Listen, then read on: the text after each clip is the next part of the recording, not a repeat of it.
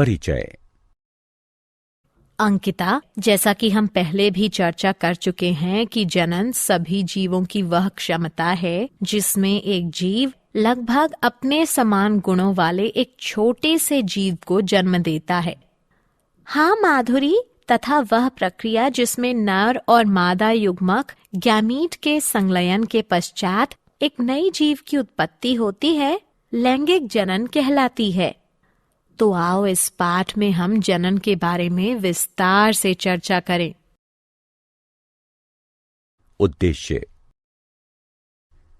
इस पाठ के अंत में आप निम्न करने में सक्षम हो जाएंगे: लैंगिक जनन को परिभाषित करना, मानव में लैंगिक जनन को समझना, यौवनारंभ को समझना, किशोरावस्था में होने वाले परिवर्तनों को पहचानना, नर जनन अंगों को पहचानना, मादा जनन अंगों को पहचानना, मानव में जनन प्रक्रिया को समझना, ऋतुस्राव रजोधर्म को समझना। मानव में लैंगिक जनन। मनुष्य एक लिंगी या एकालिंगाश्रयी होते हैं। दो लिंग निश्चित बाह्य अकार्यकी लक्षणों, जिन्हें द्वितीयक लैंगिक गुण कहते हैं, उसमें भी भिन्न होते हैं। इसे लैंगिक द्विरूपता कहते हैं। मानव में जनन अंग नर में वृषण और मादा में अंडाशय यौवनारंभ की प्राप्ति के पश्चात कार्य करना प्रारंभ कर देते हैं। यौवनारंभ या लैंगिक परिपक्वता। किशोरावस्था के दौरान यानी समय में यौवनारंभ लैंगिक परिपक्वता की वो अवधि है जिसमें जनन अंग सक्रिय हो जाते हैं। मानव नरों में लैंगिक परिपक्वता 13-14 वर्ष की आयु में, जबकि मादाओं में 10-12 वर्ष की आयु में प्रारंभ हो जाती है। वृषण और अंडाशय जीवन क्षमता वाले युग्मकों को उत्पन्न करते हैं तथा ये हार्मोनों जैसे नरों में वृषण द्वारा टेस्टोस्टेरोन और मादाओं में अंडाशय द्वारा एस्ट्रोजेन तथा प्रोजेस्टेरोन को भी स्रावित करते हैं। नर जनन तंत्र। जनन कोशिका उत्पादित करने वाले अंग एवं जनन कोशिकाओं को निषेचन के स्थान तक पहुंचाने वाले अंग संयुक्त रूप से नर जनन तंत्र बनाते हैं।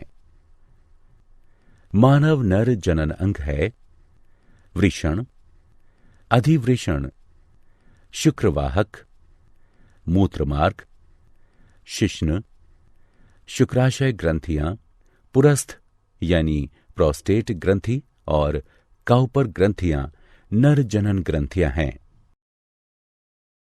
वृषण। वृषण छोटे आकार के एक जोड़े अंडाकार और गुलाबी रंग के अंग होते हैं, जो कि एक पतली भित्ति त्वचीय थैली, जिसे वृषण कोश कहते हैं, उसमें उपस्थित होते हैं। वृषण कोश ताप नियामक के रूप में कार्य करते हैं, जो कि साधारण शुक्र जनन के लिए वृषण का ताप शरीर के ताप से 1 से 3 डिग्री सेल्सियस तक कम रखते हैं, क्योंकि अधिक शारीरिक ताप वृषण के शुक्राणुओं का निर्माण करने वाले ऊतकों को मृत कर सकते हैं।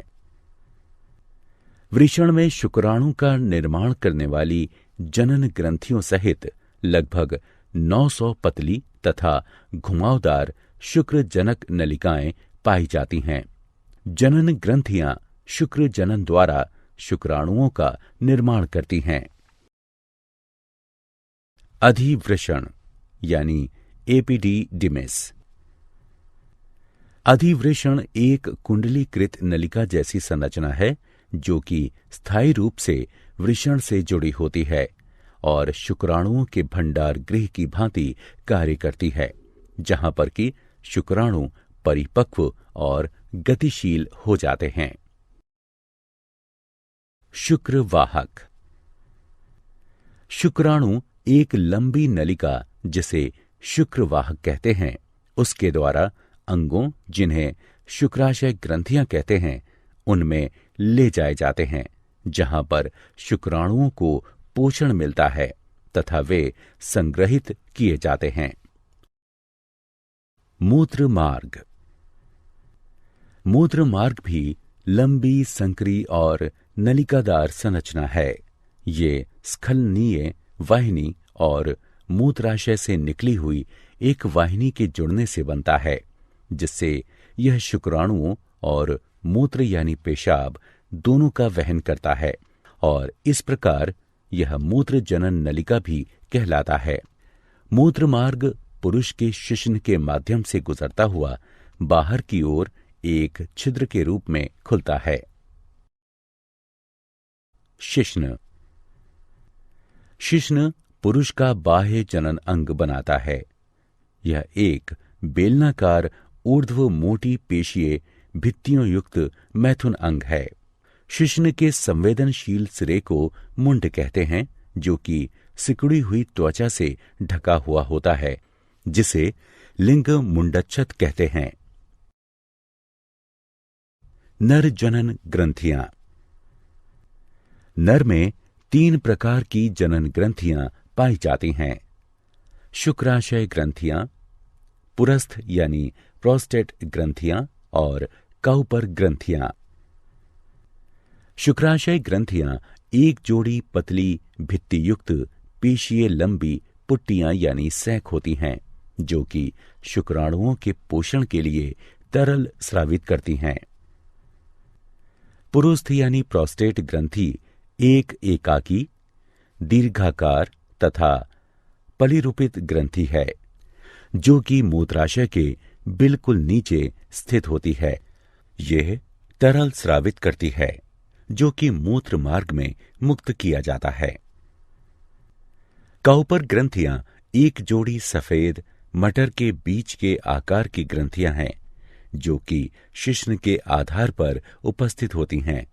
यह क्षारीय वीर्य का स्रावण करती हैं, जो कि मूत्र की अम्लता को उदासीन करता है तथा शुक्राणुओं को सक्रिय करता है और शुक्राणुओं को पोषण प्रदान करता है।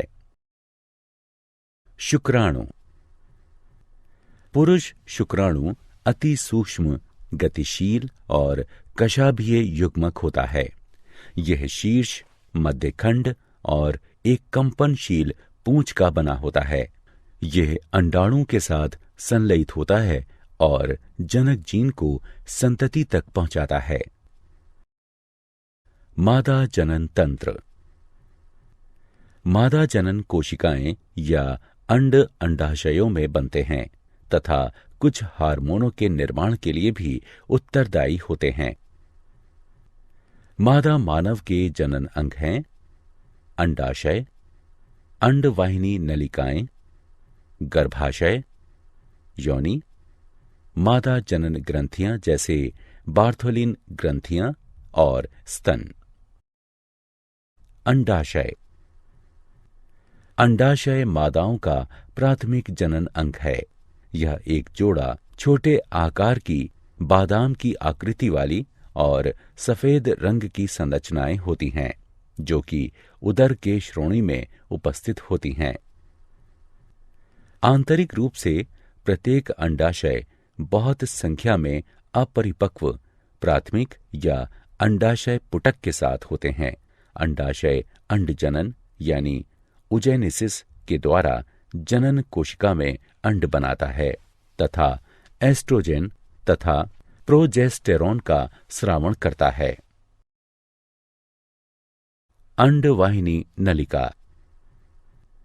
अंडवाहिनी नलिकाएं एक जोड़ी लंबी, कशाभीय, पेशीय और नलिकादार संरचनाएं हैं, जो कि अंडाशय के निकट से लेकर गर्भाशय तक फैली हुई होती हैं। प्रत्येक अंडवाहिनी नलिका का बाहरी भाग अंडाशय के निकट स्थित होता है। इसमें एक चौड़ा छिद्र होता है, जिसे ऑस्टियम कहते हैं, और अंडाशय के द्वारा निकले हुए अंड को प्राप्त करने के लिए अंगुली सदृश प्रक्षेप होते हैं, जिन्हें झालर यानी फिम्बरी कहते हैं। गर्भाशय। गर्भाशय एक बड़ी पेशीय आकार की तथा नाशपाती सदृश संरचना है, जो मूत्राशय और मलाशय के बीच श्रोणि में उपस्थित होता है और अंतररोपण यानी इम्प्लांटेशन, अपरान्यास और गर्भ यानी फीटल के विकास के लिए उत्तरदायी होता है। इसका आंतरिक स्तर अत्यधिक संवहनीय और ग्रंथिल होता है तथा गर्भाशय ग्रीवा कहलाता है, जो कि योनि में खुलता है। योनि।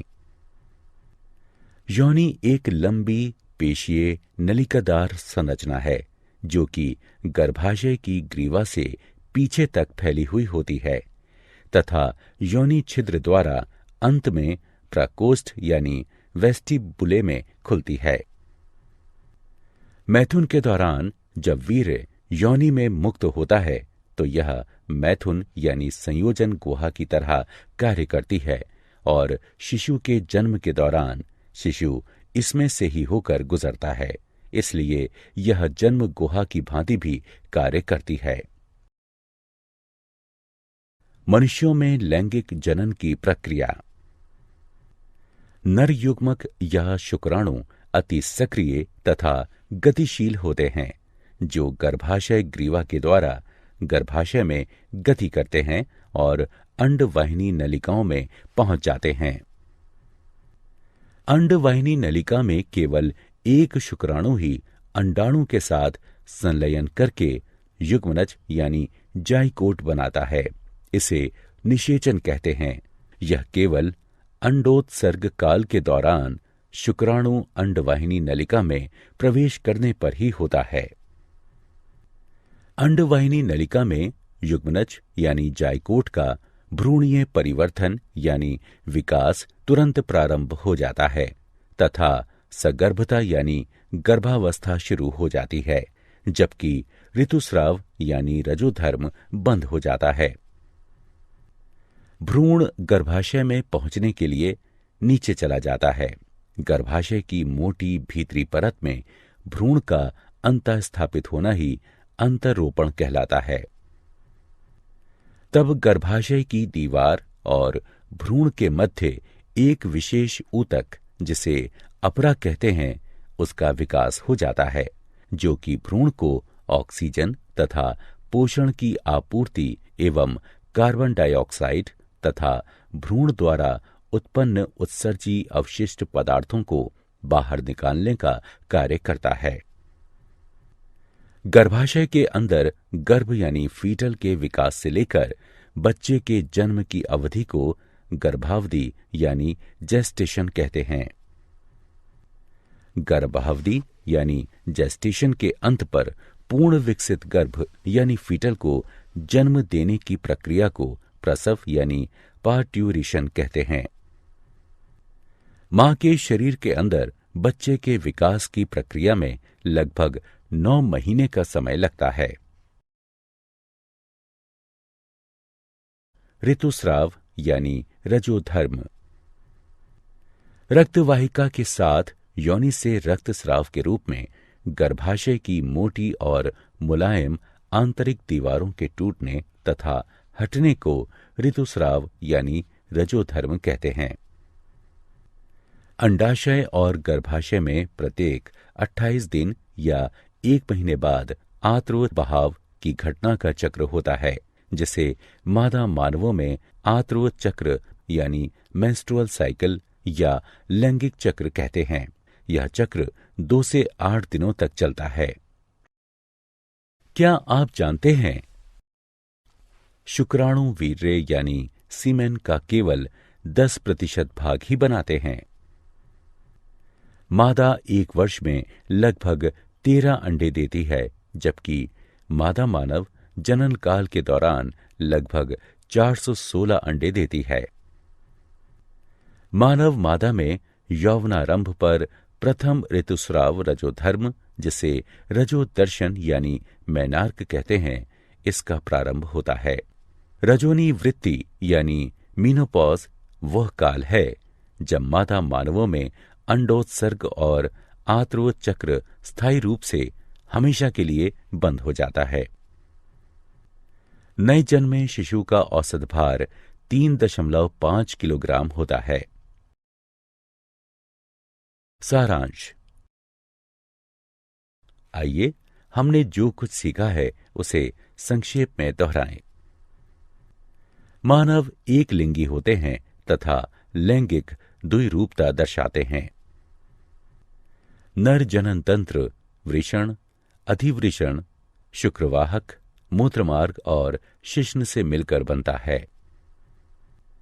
शुक्राशय ग्रंथियां पुरुस्थ यानी प्रोस्टेट ग्रंथियां और काउपर ग्रंथियां नर की सहायक जनन ग्रंथियां हैं। मादा जनन तंत्र अंडाशय, अंडवाहिनी नलिका, गर्भाशय, योनि और भग से मिलकर बनता है। बार्थोलिन ग्रंथियां और स्तन मादाओं की सहायक जनन ग्रंथियां हैं। आर्तव चक्र के अंतर्गत अंडाशय में होने वाले चक्रीय परिवर्तन और जनन काल के दौरान मादा जनन क्षेत्र में होने वाले परिवर्तन सम्मिलित हैं। यह चक्र लगभग 1 माह में पूरा होता है। यह 4 प्रावस्थाओं पुटक प्रावस्था, अंडोत्सर्ग प्रावस्था, स्रावी प्रावस्था और आर्तव प्रावस्था से मिलकर बना होता है। यह यौवनारंभ पर प्रारंभ होता है और रजोनी वृत्ति यानी मीनोपॉज पर पूर्ण रूप से बंद हो जाता है। भ्रूणीय परिवर्तन के अंतर्गत घटनाओं की एक श्रृंखला होती है जिसमें युग्मनज जाइगोट एक भ्रूण में बदल जाता है। इसके अंतर्गत प्रावस्थाएं जैसे युग्मक जनन यानी गैमीटोजेनेसिस, निषेचन, विदलन यानी क्लीवेज, अंतरोपण, अपरान्यास, गर्भावधि यानी जेस्टेशन, अंडजनन यानी उजेनेसिस और प्रसव यानी पार्ट्यूरेशन सम्मिलित होती हैं।